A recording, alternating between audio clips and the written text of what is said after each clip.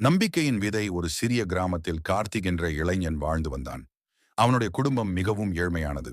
இருந்தாலும், ஒரு நாள் என் வாழ்க்கையை நானே மாற்றுவேன் என்ற நம்பிக்கை அவன் மனதில் எப்போதும் இருந்தது.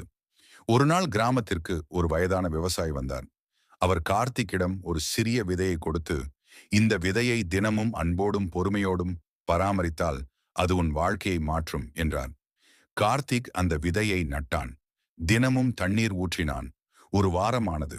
எந்த மாற்றமும் இல்லை. ஒரு மாதமானது. முளைக்கவே இல்லை. கிராமத்தினர் அனைவரும் அவனை பார்த்து சிரித்தனர். முளைக்காத விதைக்காக ஏன் இவ்வளவு கஷ்டப்படுகிறாய் என்று கேட்டனர். ஆனால் கார்த்திக் சிரித்துக்கொண்டே, இன்று முளைக்கவில்லை என்றால் நாளை முளைக்கும். நான் முயற்சியை நிறுத்த மாட்டேன் என்றான். 3 மாதங்கள் கடந்தன. ஒரு நாள் காலையில் எழுந்து பார்த்தபோது சிறிய பச்சை மூளை மண்ணை உடைத்து வெளியே வந்திருந்தது. கார்த்திக்கின் கண்களில் ஆனந்த கண்ணீர் வழிந்தது. அவன் இன்னும் அதிக அக்கறையுடன் அந்த செடியை பராமரித்தான். சில ஆண்டுகளில் அது பெரிய மரமாக வளர்ந்தது. அந்த மரம் சுவையான பழங்களை தந்தது. கிராமம் முழுவதும் அந்த மரத்தின் நிழலில் ஓய்வெடுத்தது. பழங்களை விற்று கார்த்திக்கின் குடும்பமும் நல்ல நிலைக்கு வந்தது. அந்த வயதான விவசாயி மீண்டும் கிராமத்திற்கு வந்தார். கார்த்திக்கிடம் கேட்டார், இந்த மரத்தை வளர்த்தது விதையா?